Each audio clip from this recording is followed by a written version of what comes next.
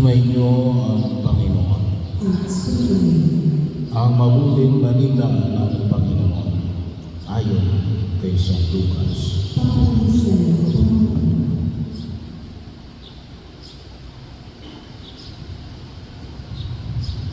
Noong panahon yun, ang mga publikano at ang mga makasalanan ay nagsisilabi upang makinig kay Jesus. Nagbulong-bulungan ng mga Pariseo ng mga eskriba. Ang sabi nila, ang tao ay nakikisalamuha sa mga makasalanan at nakikisalo sa kanila. Kaya sinabi sa kanila ni Jesus, ang kalinhagan ito, isang tao ang may dalawang anak na lalaki, ang wika ng bunso, Ama, ibigay na po ninyo sa akin ang mamanahin ko at ibabahagi at ibinahagi sa kanila ng Ama ang kanyang ari-arian. Pagkalipas ng ilang araw, ipinagbili ng bunso ang kanyang ari-arian at nagtungo sa manayong lupain. Taglay ang buo niyang kayamanan at doon dinustay na lahat sa diwastong pamumuhay. Nang malustay na niya ang kanyang kayamanan, nagkaroon ng matinding tagulong sa lupain niyon at nagdalika siya, kaya namasukan siya sa isang mamamayan ng lupain niyon. Siya ay pinapunta nito sa bukid upang mag-alaga ng baboy. Ibig sabihin niya ng kanyang pagkain kahit ng mga bungang kahoy na ipinapakain sa mga baboy. Ngunit walang magbigay sa kanya. Nang mapag-isip niya ang kanyang ginawa, nasabi niya sa sarili, ang mga aliganan ng kinamay may sapat na pagkain at lumalabis pa, samantalang ako'y mamamaway sa gutom ng gutom dito. Babalik ako sa kanya at sasabihin ko, Ama, nagkasala po ako sa Diyos.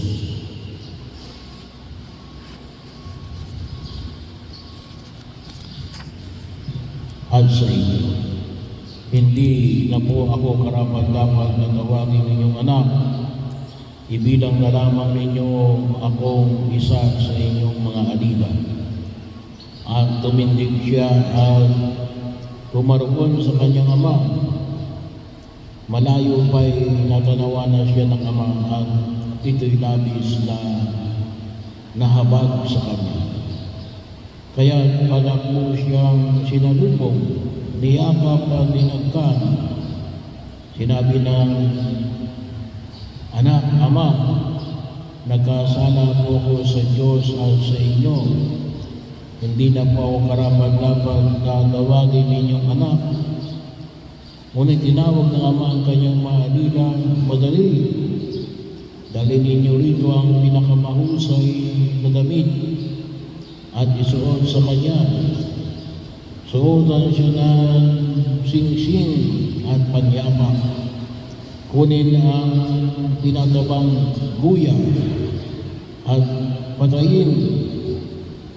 Kumain tayo ng magsaya sapagkat namatay na ang anak kong ito, ngunit muling nabuhay, nawala ngunit nasumpungan, at sila'y nagsaya. Nang sa bukid ng ang anak ng panganay, umuwi siya at nang malapit na sa bahay ay narinig niya ang tugtugan ng sayawan. Tinawag niyang isa sa mga alila at Panginoon, bakit? May ano sa akin? Dumating po ang inyong kapatid, tungkol ng alila. Ipinapatay ang inyong ama ang pinatabang kuya, sapagkat nagbalik siyang buhay. At walang sakit. Nagalit sa manay ang ayaw nitong pumasok sa bahay. Kaya lumabas ang kanyang ama at inapahaman siya. Ngunit sinabi nito, pinaglingkuran mo kayo sa loob ng maraming taon at kailan ay hindi ko kayo sinawala. Ngunit hindi ninyo ako binigyan ng kain isang bisirong campaign para magkatwaan kami ng aking mga kaibigan. Subalit nang dumating ang anak ninyong ito,